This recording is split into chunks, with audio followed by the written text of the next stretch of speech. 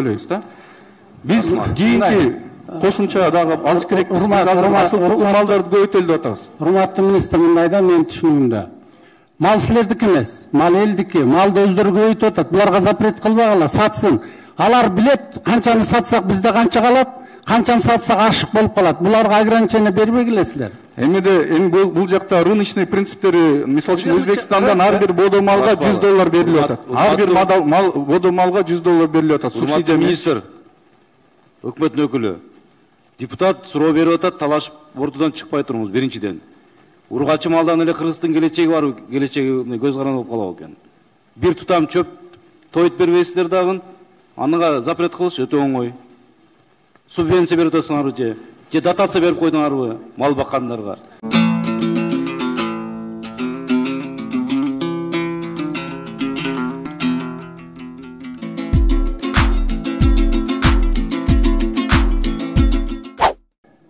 Мо чукулда бир закон чыкты, туура эмеспи? Депутаттардын баары чыкпайт. Мага беришке туура келип калды. Бул мал боюнча, эт боюнча чет өлкөгө чыгаруу, там кошуна мамлекетке чыгарууга запрет кылып койдуңар. Эмне үчүн? Ошо туурабы? Мен уруксат берсеңер жооп берейин. Бул ушул Я отвечу сам. Уважаемый Александр Владимирович, запрет на вывоз, был введен запрет не только на вывоз мяса, но и на часть социально значимых товаров для стабилизации цен на внутреннем рынке и обеспечения продовольственной безопасности. На сегодняшний день с принятием программ по поддержке и развитию животноводства в соседних странах большой объем отечественных животных в живом виде вывозился за пределы Крымской республики. То есть в нашей стране фактически не оставалось даже добавленной стоимости, которая была связана с убоем скота или вывозом мяса.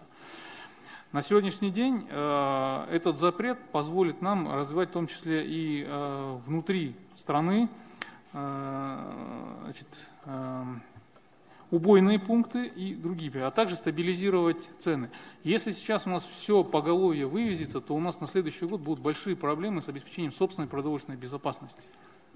Азыркы рынок экономикасында негизи запрет кылганга болбойт да. Малдын баарын багып ушунча бир пайда көрөбүз деп атса, силер өзүңөрдүн малыңардай кылып запрет кылып коюп, азыр ошо мал өндүрүүчүлөрдүн баары жалып кылып атат. Азыр Ош базарына эт батпай кетти. Эмнеге силер бир тыйын бербейсиңер, мал өндүрүүчүлөргө анан запрет кыласыңар? Мунуңар токтоткула, бул туура эмес.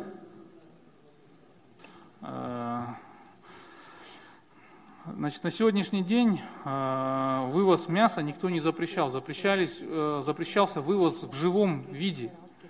То есть это вот самый важный момент, наверное, который есть. Кроме того, у нас на внутреннем рынке отмечается сейчас резкое повышение цен. И об этом сейчас говорят все. Мы должны думать тоже и о людях, которые являются потребителями этой продукции. Эдуардович, слушайте, с этим запретом вы цену не можете установить. Это же рыночная экономика. Если даже просит продать в Америку, надо продать. Это запрет нельзя запрещать. Это мы же входим в то организации. Нельзя вот это делать. На самом деле, согласно нормам и Всемирной торговой организации и других, мы имеем право временно вводить ограничения на вывоз продукции. Аналогичный запрет был введен Республикой Казахстан на вывоз скота еще в начале 2020 года. Артем Эдуардович, обеспечения продовольственной безопасности. Артем Эдуардович, позвольте добавить. Бул жерде мындай да, мына биз бул боюнча аналитика жүргүздүк. Белоруссиядан эгерде этти ташып келсе Кыргызстанга, өздүк баасы биякта 330 сом болуп чыгат экен. Бизде болсо эттин баасы 500 сомго чейин чыгып кетип атты. Ошондуктан аны сырттан алып келип туруп эле биз кайра импорт менен валютанын баарын сыртка чыгармакпыз да. Бул жөн эле бул жерде ортомчулдардын иштеп аткан жерлери болду. Рынок десек, анда рынок боюнча биз валютаны жоготуп, кийин дагы кыйналмакпыз. Бул биринчи. Экинчи, 2019 жыл менен 2020 жылды салыштырса, мына бодо малдын саны 12 эсе көп чыгарылыптыр Кыргызстанда. Эгерде 2019 жылы 738 бодо мал чыкса, бул жыл болсо 8415 бодо мал чыгарылыптыр да. Анан эң негизги түрүлөй чыгарылганда ургачы мал чыгарылып кетип атат. Ургачы малды биз ушинтип баарын жоготуп салсак, анда биздин келечегибиз жоголот.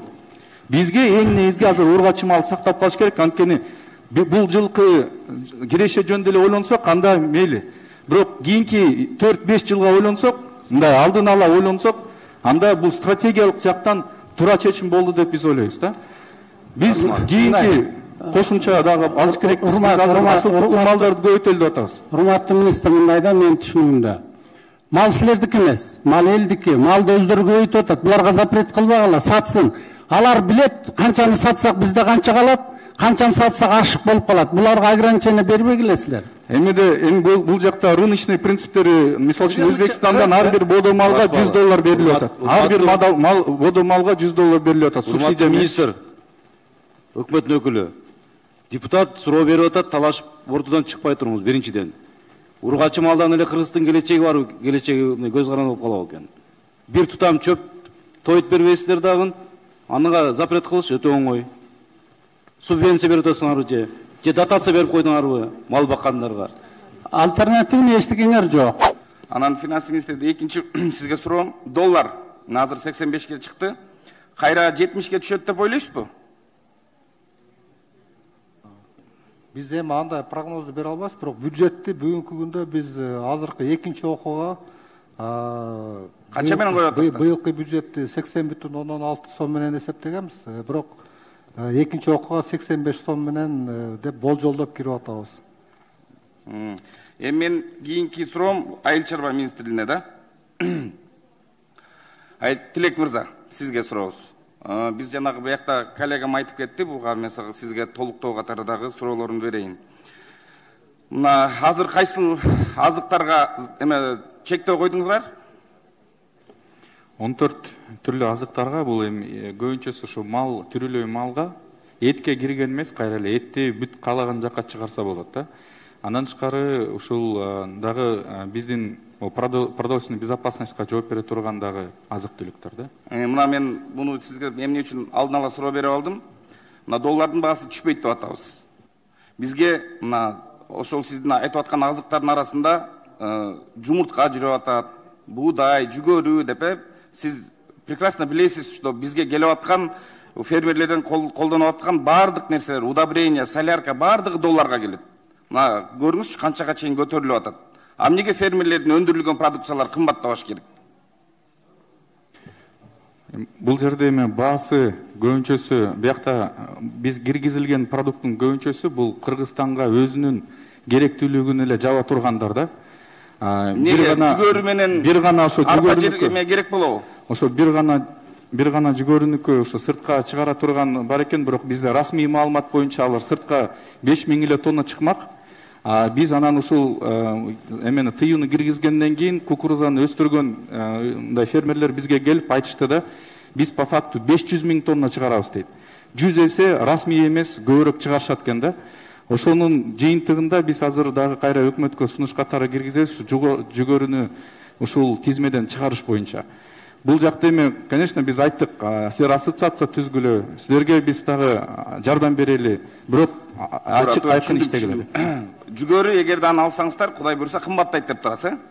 Эми сизге мына эт өндүрүүчүлөрдүн атынан дагы суроо берейин. Мына этти өндүрүү үчүн эмне сатып алынат биринчи билесизби? Эмнени сатып алышат?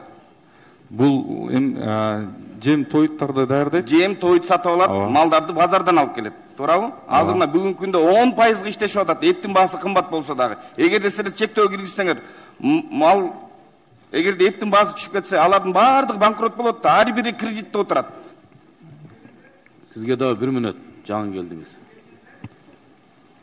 Мына биз баардыгы проект жашат. Экспорт ориентированный деп туурабы? Эт жазгандардын баардыгы жазышат. Экспортко биз этибизди чыгарабыз деп. Мына эми азыр ушул убакта этти мына эми бир жолу сатып алайын деп атса, сиздер ага тыюу салып атасыздар. Эгерде мына дагы бир сизге айтайын, мына Россиядан 300 сомдон 330 сомдон эт келет деп атасыз. Эмне үчүн келбейт Кыргызстанга билесизби сиз? Неге биз орустардын этин жебейбиз, кыргыздар? Жооп берсем болобу? Бизде азыркы учурда 1300 тонна эт жетишпейт Кыргызстандачы. Өзүбүздүн камсыздоо албай атабыз. Андай эмес. Биз эми мен расмий маалымат менен айтып атам да. Анан негизи мен сизге айтып коеюн, биздин Кыргызстандын менталитети, биз эч убакта тоңдурулган этти жебейбиз. Биз таза жана биз өзүбүздүн продукция, өзүбүздөн чыккан таза этти, свежий этти гана союп берден биздин рынок ошого ылайыкташып калган. А Россиядан келип аткан 300-330 сомдук эттер сиз айтып аткан, ал колбасага кетет. Белоруссия деп атасыз. Эгерде ошол эле өзбектер эртеңки күнү ошол жак менен договор түзүп, арзан этти алып кетсе, биздин этти эмки жылдан баштап ким алат анда?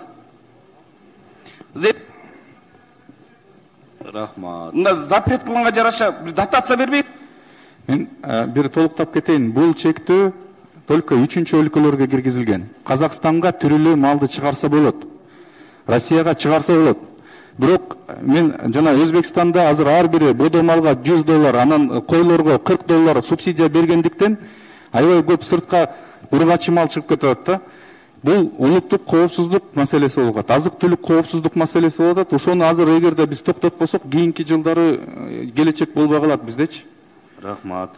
Убакыт бердим. Берген сайын ачылып